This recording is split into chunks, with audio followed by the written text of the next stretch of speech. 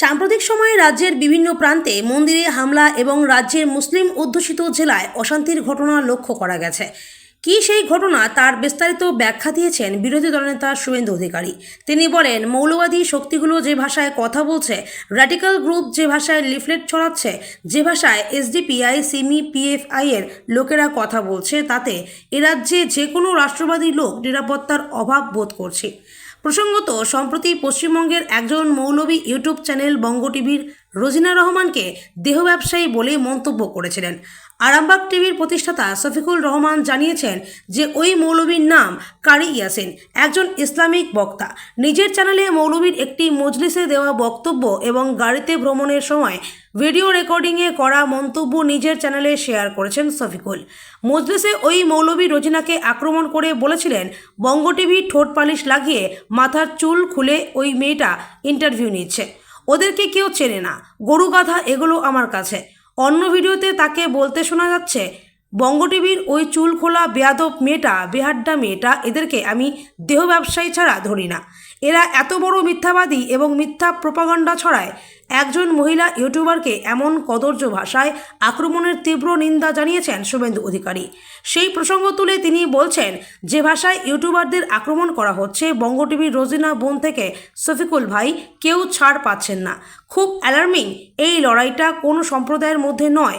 একদিকে রাষ্ট্রবাদী, অন্যদিকে রাষ্ট্রবিরোধীদের লড়াই। যারা ভারতকে খণ্ড খণ্ড করতে চায়, যারা ভারতকে বিভক্ত করতে চায়, যারা ভারতকে ভাঙতে চায়, সেই টুকরো টুকরো গ্যাং যারা যাদবপুর বিশ্ববিদ্যালয়ে পোস্টার দেয় কাশ্মীর মাঙ্গে আজাদি, তাদের সঙ্গে ভারতীয়দের লড়াই। আজ সোমবার দুপুরে বিধানসভা থেকে রাজভবন পর্যন্ত বিজেপি বিধায়কদের পথযাত্রার অংশ নিয়েছিলেন বিরোধী দলনেতা।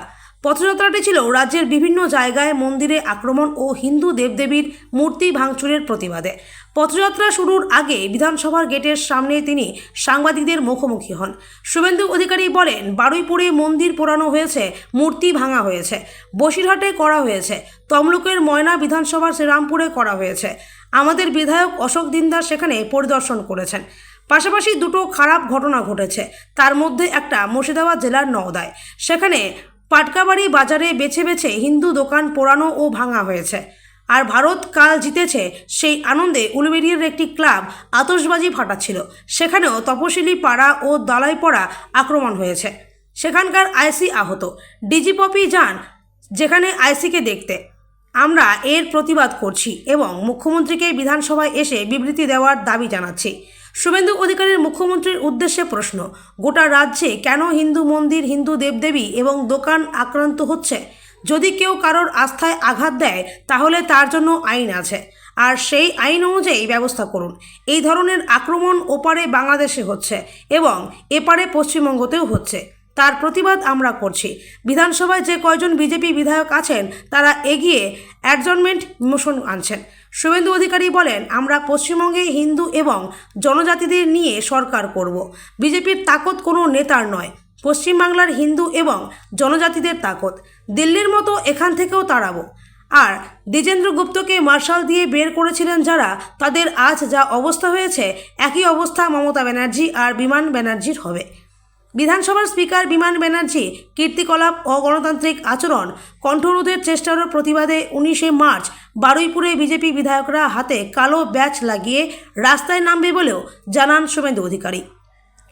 এদিন তৃণমূল নেতা মদন মিত্রর এটি মন্তব্য প্রসঙ্গে শুভেন্দু অধিকারীকে প্রতিক্রিয়া দিতে বলা হলে তিনি বলেন, আমি ওর কথায় কোনো উত্তর দেব না, একটা মাতাল, আমি ভদ্রঘরের ছেলে।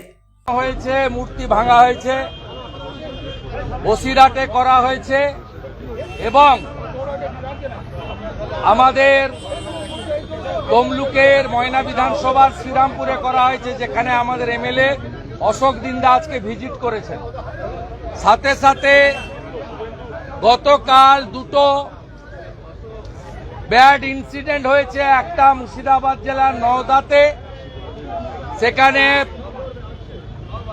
একটি বাজারে,